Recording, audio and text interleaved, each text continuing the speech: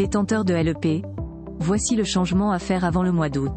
Le mois d'août sera marqué par une nouvelle baisse du taux du LEP. Un scénario redouté par de nombreux épargnants.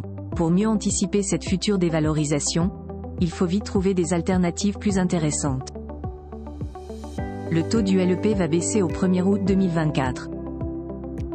L'affaiblissement de l'inflation s'avère favorable pour le pouvoir d'achat des Français, surtout pour les retraités. Malgré cela, cette tendance baissière va modifier le taux du livret d'épargne populaire ou LEP. D'après les projections des analystes, les détenteurs du LEP vont subir une baisse du taux effectif au 1er août 2024. Rappelons que le LEP s'adresse exclusivement aux ménages modestes en France.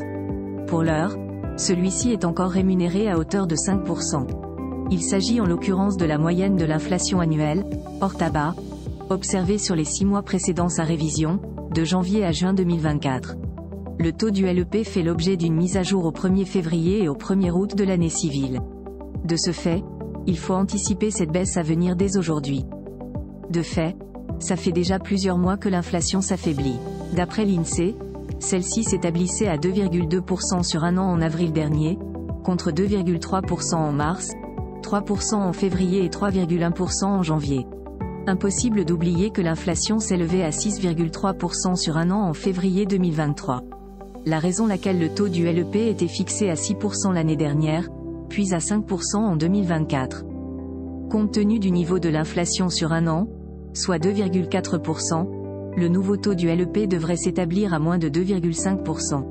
Ne vous inquiétez pas, un tel scénario reste fictif. En vertu de l'arrêté du 27 janvier 2021, le taux du LEP ne peut pas excéder celui du livret A. À cela s'ajoute une majoration d'un demi-point. Notons que le taux du livret A est figé à 3% jusqu'au 1er février 2025. Autrement dit, le nouveau taux du LEP devrait être supérieur à 3,5% au 1er août prochain. Le cas échéant, le LEP restera le livret réglementé le plus rémunérateur en France, devant le livret A et le LDDS. Voici des solutions alternatives pour anticiper cette baisse imminente du LEP. Vous devez anticiper la future baisse du LEP en début août. Pour ce faire, tournez-vous vers des alternatives plus alléchantes. Citons notamment l'assurance vie dite multi-support. En plus des fonds euros sécurisés, vous accédez à des supports d'investissement potentiellement performants. Nous parlons ici des unités de compte immobilières à l'instar des SCPI. Pour bénéficier des meilleurs conseils en matière de placement, nous vous recommandons de faire appel à un gestionnaire de patrimoine tel que Fortuny en remplissant le formulaire ci-dessous. Effectivement, les sociétés civiles de placement immobilier peuvent générer des revenus complémentaires réguliers. En moyenne, leur taux de distribution ressort à 4,52% pour l'année 2023. C'est plus élevé par rapport à celui du livret A ou du LDDS, livret de développement durable et solidaire. À la différence, les rendements d'une SCPI ne sont pas garantis. De nos jours, il existe de plus en plus de contrats d'assurance vie acceptant les parts de SCPI. En contrepartie de sa fiscalité avantageuse, vous ne percevez aucun dividende, du moins durant la phase d'épargne.